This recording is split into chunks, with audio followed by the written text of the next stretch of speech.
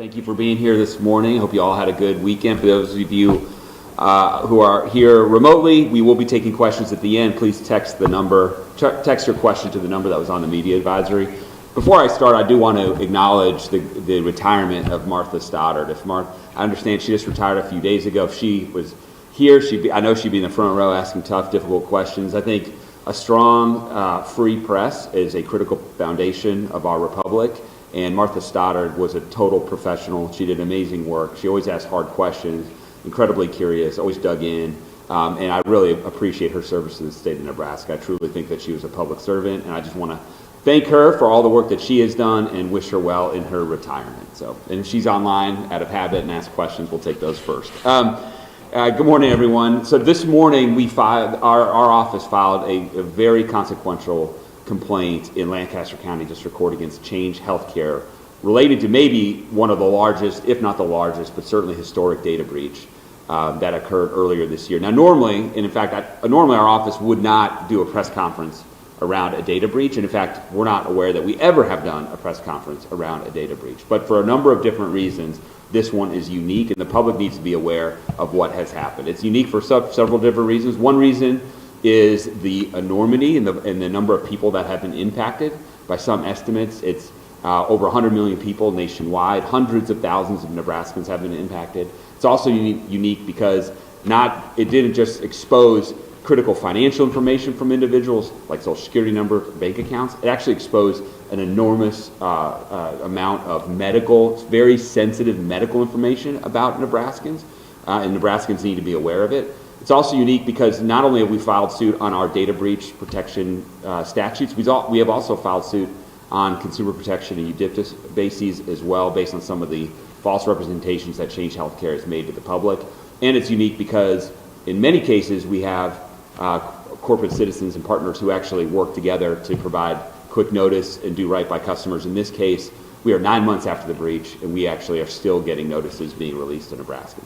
So let me take a step back and just give you some context of what happened and our role in trying to remedy the harm to Nebraskans. So Change Healthcare is one of the most important payment processing companies in the United States in the medical space. So think of it analogous to a MasterCard or a Visa. This is how providers get paid, how hospitals get paid. As part of that, they not only distribute and disperse payments, but they also take in claim information in order to process the payment, see if they actually are approved or covered on the insurance policies, and then they process the payment. Well, in February, Change Healthcare was subject to a significant data breach. It was a breach that should never have happened. Despite the fact that they have all the information, all this health information, sensitive health information, despite the fact that they tell people that they hold it securely, that they hold it in trust, and really they do have a trust for the public in holding their very sensitive health information. Despite that, a low-level customer service representative account was hacked. There was no multi-factor authentication involved. There wasn't sufficient threat detection systems. What the end result was 9 days. This hacker, the Black Cat group, had 9 days where they were able to go inside unfettered access into their system and pull down all sorts of data about Nebraskans, about Americans. As part of that, as after the breach became known, the systems ultimately got shut down. These systems, in some cases, and this should outrage Nebraskans, were in some cases 40 years old. So these systems were breached, all this data came down, and then eventually the payment processing systems also went down. And so you had providers in Nebraska, doctors, pharmacies, hospitals, including critical access hospitals in our rural parts of our state, who weren't getting paid, were unable to actually process claims, who lost money, lost cash flow, who have been tremendously harmed by the data breach and Change Healthcare's response to it. That happened in February. Our office got involved in March, along with a coalition of other state attorneys general. Normally what you would see in a case like this, you would see notice to customers. Our statute requires reasonable notice to people who are impacted. Normally you'd see that maybe 30 days, maybe 60 days, certainly hopefully by 90 days, 120 days. We didn't see it until the summer, and it was only after our office got involved. We issued a CID, we started investigating in late spring. Because there hadn't been a notice, you may remember, our office in May issued our own notice to the public to warn them, to make sure that they knew that their health information was exposed. only recently have notices started to go out. And I will tell you, I've got a notice right here. We have people anecdotally related to our office who have received notices as late as just this last week, and we know that more notices are going to come. Just to give Nebraskans a sense of the health information that Change itself believes was compromised, I'm just going to read off the things that is in their own notice. That among all the other types of data that was exposed, the health data includes medical record numbers, doctors' diagnoses, medicines, test results, images, care, and treatment. In other words, the most sensitive information about an individual that almost you could possibly imagine has been exposed because of Change Healthcare's failures and now is on the dark web. And because of the failure to provide timely notice, Nebraskans have not had a fighting chance to fight back against this. Even the notices that are starting to come in, I think do not provide enough information about what has been taken, and they do not equip and arm Nebraskans with the ability to actually fight back or try to be prepared. We have heard anecdotally from hospitals who have been impacted, who have lost money, as I mentioned. We know in April, Bryan Health issued a public notice saying that people have been scammed by, scammers will call using this information that's very sensitive and personal to individuals to try to scam them into handing over money. You can envision the tremendous harm that could occur over the coming years with using this information to harm others through extortion or emotional manipulation or other means. It really is incredible to think about the type of ways that this information could be used against someone. So we eventually filed a CID. We were not getting the cooperation that we thought we would get from someone who had this kind of a lapse in their security, and it's really unfortunate that happened. We filed a CID because we weren't getting the information that we sought. It was publicly reported in August that we had to move and file a district court here in Nebraska in Lancaster County to enforce our subpoena, to actually get some of the information that we were seeking, just to understand the basics. How many people are impacted? What kind of data was taken? Give us some sense of what your notices are like. We got some information that we have sought. We haven't gotten everything that we wanted, but ultimately it became clear that Nebraskans were being harmed, and it was time to file a lawsuit, which is why we filed this particular lawsuit today. Our lawsuit, as I mentioned, does include claims relating to Nebraska's data security laws, which require companies to provide notice. That should have happened in this case. That hasn't happened in this case. But we've also included allegations relating to our consumer protection and UDIPTA statutes, because this company has made representations to the public that this trust that they have been given to warehouse and store all of this really critical information for Nebraskans, that they took very good care of that information, and they followed all their policies and all their procedures, and that was absolutely not the case. And so we think that they misled the public, and we've alleged in our complaint causes of action under those two claims, those two statutes as well. So I do want to thank my consumer protection team. A lot of states are looking into this. We think we're the first state that actually has filed suit. We would expect that others will be filed, although we can't say for certain. We have an amazing team under B.B. Stranad, Justin McNully, Colin Snyder. We built our team to do the right thing, to be elite, to be professional, but to act quickly on behalf of Nebraskans, and that's what they've done here with the complaint that we filed this morning. With that, I'm happy to take any questions. Andrew. Where is this company based in Nebraska? Is this customer in Nebraska? It is not based in Nebraska. It's based in Nashville, Tennessee. It's a part of a larger conglomerate. There are offices all around the country, but certainly, there's probably no company that doesn't have an office in Nebraska that is least likely to claim that they don't have an impact in Nebraska, given the breadth and scope. I mean, almost anyone who touches medical services in the state has been impacted by this particular breach. Andrew.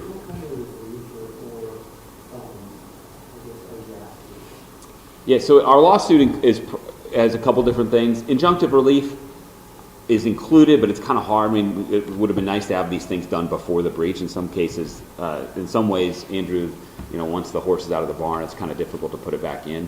But we would like to see more action and quicker action from Change to help do right by the customers that they've harmed. As I mentioned, it took them until we got involved to even send notices, which is pretty egregious. And so they still haven't gotten all the notices to everyone, even what they've put in their notices, which includes some credit monitoring, which you have to sign up for. Doesn't include, I think, protection against some of the other harms that we're talking about when people have this medical health information. But beyond that, really the focus of our complaint, Andrew, and the remedies that we're seeking is we want to use our statutes, we have significant penalties for actions like this, to help do what we can to help make Nebraskans whole. Primarily customers who have had their information taken, but also providers. So, you asking for any monetary payment for the losses that? So the statutes we sued under do have monetary components or penalties. They're very significant penalties. They're $2,000 per violation. So we think that the amounts of money that we're seeking under our penalty statutes are pretty significant. We also think we can help facilitate actual specific dollars back to the customers as well. Does that answer your question, Andrew? Do we have anything online? Oh, go ahead. Yeah, you mentioned that the state has been off for almost 9-10 months at this point. Has your office heard of anything nefarious being done with that data breach in this time? Yeah, so the answer for I'm sorry, I haven't repeated the questions online. The question is, have we been hearing things that have been done nefariously since the breach?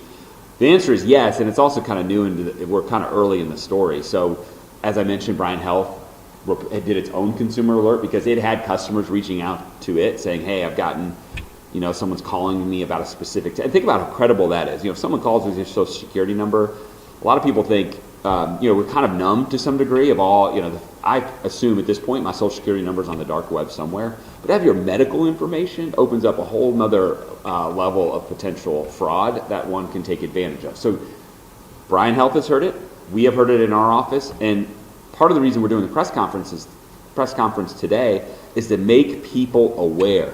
The story, not a reflection of the journalists in the room, but the story nationally has taken a back seat. And we want people to be aware that their information has been taken, because this could stretch out for 2, 3, 4, 5 years. Once this information's on the web, which it is, the dark web, you can't put it back in. And so the best defense is to have awareness and try to protect yourself going forward. But to answer your question, yes, we have. Do you have a timeline going forward on this case, when you're expecting to see the next steps taking place? And I know you filed a complaint today, as far as when that might get resolved.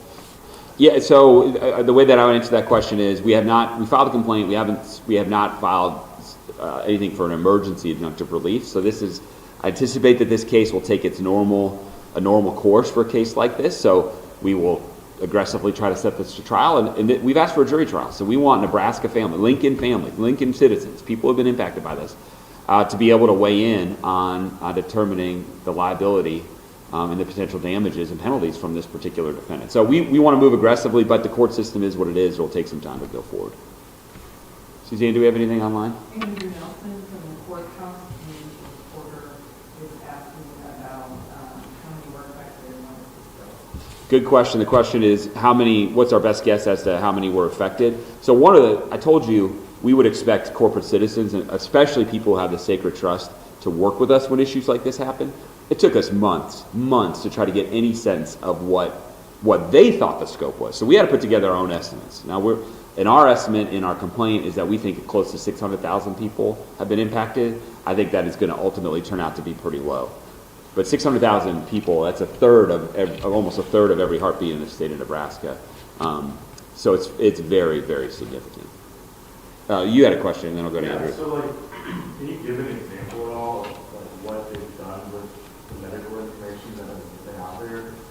Yeah, so an example of something that we've heard of is someone so what happened in the Bryan Health context is someone uses this information, and so let's say you had a test. Let's say think about the things, one of the most private things that is in each of our lives is our medical history. So let's say you had a test for cancer. You didn't want anyone to know about it. And someone calls you. This is the type of thing that we heard. Someone calls you and says, "Hey, remember that test you got for your pathology report on your test that you took in February? That ultimately led to radiation that you had in May. You never paid that bill. And what we'd like to see you do is pay that bill." And that's what we've heard, like people leveraging their medical history to try to get people to pay fake invoices or invoices that maybe have already been paid or wouldn't otherwise come to them. But that's just potentially the tip of the iceberg of the type of fraud that we can see. So we've seen the financial fraud, but you could see if if people know others' medical histories, the amount of emotional manipulation, extortion, and the like, I think are really almost limited to your imagination. So when somebody were to call you and start making these claims, what would be your recommendation to somebody if you get a call like this? So if so, our recommendation is if you have a call where you have someone, calling about, medical health bill of some kind, to, when we're concerned about scammers, if you have any sort of spidey sense that you think that this doesn't sound right, you should call. And what we've seen in those, I'll give you an example of what we've heard is people might say, okay, well, you need to pay us money, so go log on to this separate website and go direct you to what. That's not something that someone would usually direct them to go do. So we call our office. They go to protectedgoodlife.nebraska.gov. Our website's on there. Our people can help walk them through. Usually, we would, in a normal scamming context, we'd say get a number, get a name, hang up, call back. Bring in someone you trust as a sounding board. I think everyone should go. If they get a call about a medical bill, I think they should just be sensitive that it could be fraudulent. Andrew, and then Andrew. In the Bryan case, you know how many, or any other cases, you know how many people were being scammed? In the Bryan case, I don't know. It was a public alert in April, just warning people about the possibility that could be scammed. I don't know precisely how many complaints that Bryan got. As you know, Andrew, in the world of scamming, the number of people who report are usually, or even know, are usually far less than those who are actually scammed. I mean, a lot of times people don't know they're scammed. People who do find out that they're scammed feel embarrassment to say anything.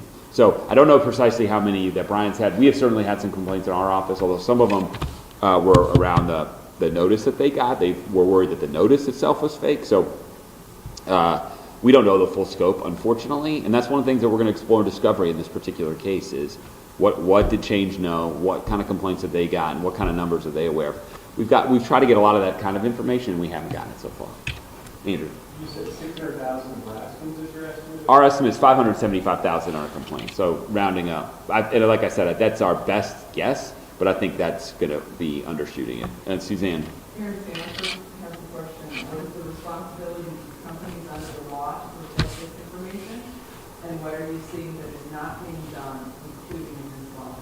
Well, that's a great question, Aaron. The question is, what kind of responsibilities do they have? There's lots of different responsibilities, and I've mentioned several. First of all, you can't go and say you're going to hold all this information in trust, and that say you hold it to the highest level of confidentiality in a way that the public will rely upon, when in fact you're not doing that. So you can't say that you are following all these very strict data security protocols, and then, as an example, not have multi-factor authentication deployed. You can't say that and then have your entire system be accessible via a low-level customer service representative's account. You can't say that and then have don't have a sufficient user detector or threat detection system internally to be able to catch those people. Those are just some of the things that we've seen, certainly, and at the same time, it's both the protection of the data and then what did they do after it. The fact that people 9 months later are starting to get notices for something where they should have gotten notices months and months and months ago. So now the bad guys have had 9 months of a head start to use their data in any way that they see fit. I think is egregious. Yes, sir. Have you at all reached out or called on the federal government to do something relating to this as well? The federal government. The question is whether or not either our office or the state has looked into or called on the federal government to do things. The federal government probably has a role. The federal government has had some committees that have had some hearings on this. But this is a quintessential state function. Data protection, data security is something that is in our state statutes. Long history of the state of Nebraska and the Attorney General's office enforcing those statutes and ensuring that companies comply with those statutes. Same thing with consumer protection in the UDIPTA statutes. These are quintessential state activities. And as I mentioned in my opening comments, we want to move quickly and nimbly. We're not going to rush and be reckless just for a headline or to file a lawsuit. So we did our diligence on this, but we are the first state agency of any kind that we're aware of in the country, and certainly I don't think there's been a federal action that's taken any action on this. And so we think that if it's within our wheelhouse, we should be driving the bus because we think we can be nimble, fast, and be able to get relief more quickly for Nebraskans. You have something, Andrew? Nebraskans think that they may have been affected by this, they haven't received a notice, what should they do? If they think, so the question from Andrew is if they think they might have been affected but have not received a notice, what should they do? A couple things. I would recommend that they should do the types of things that you would do if you were concerned about your data being hacked, if it was just financial data. So keep a very close eye on your credit cards, your debit cards, do credit watches, consider a credit freeze if you want to be overly cautious. I have a lot of these types of things implemented on my own accounts just to make sure it's a little bit of a hassle, there's a little bit more friction, but that way you can be protected against opening up new accounts. If they have a credit monitoring service that they use, they should make sure they're actively watching that. And to me, on the lookout for the notice, I will tell you, I've got a notice in my hand. These notices are fairly nondescript when they come in. It's not clear that we had people calling our office thinking that the notices were scams.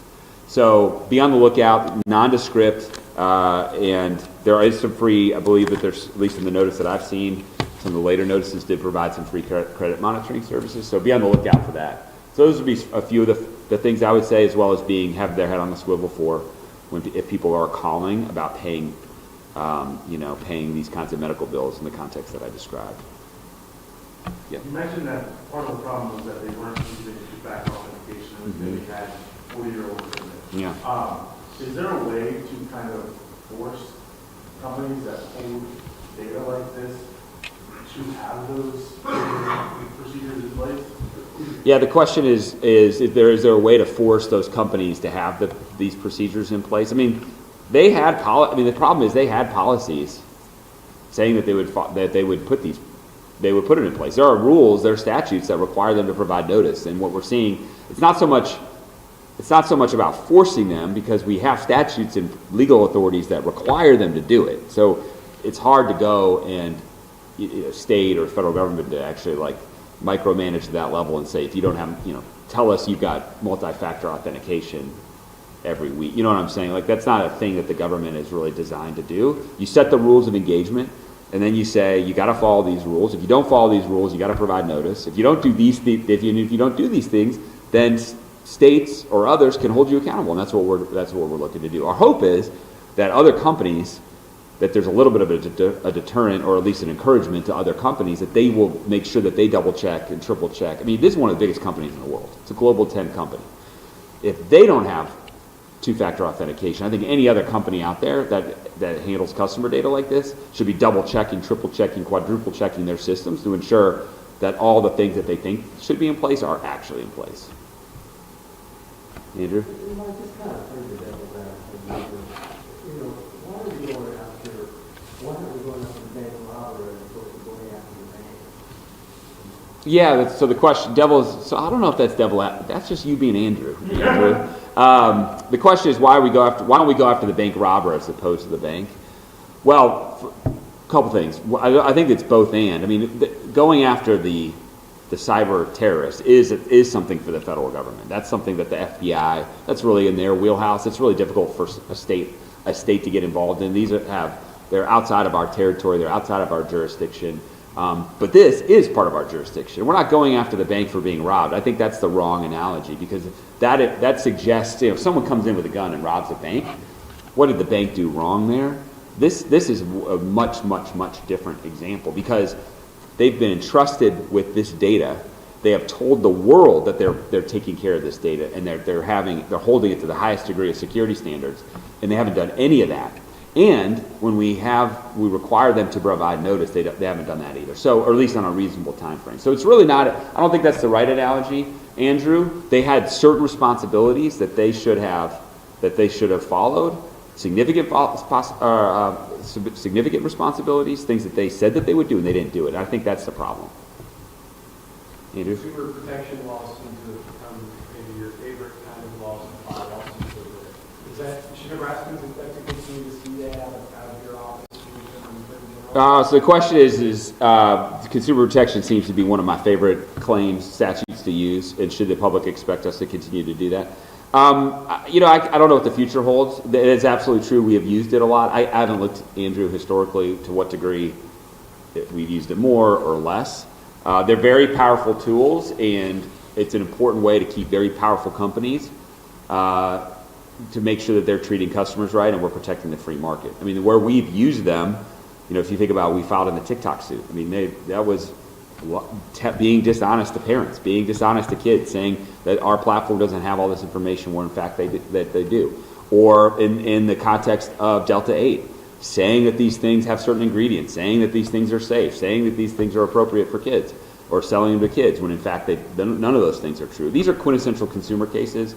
I'd prefer to never have to sue any of them. We're not looking for targets. I'll say that. We're not looking to just sue a bunch. But I will say, and I promise Nebraskans, that we will stand up for Nebraskans and defend them. And in these types of cases, Andrew, almost the only entity that's strong enough to stand up to these big companies are state AGs.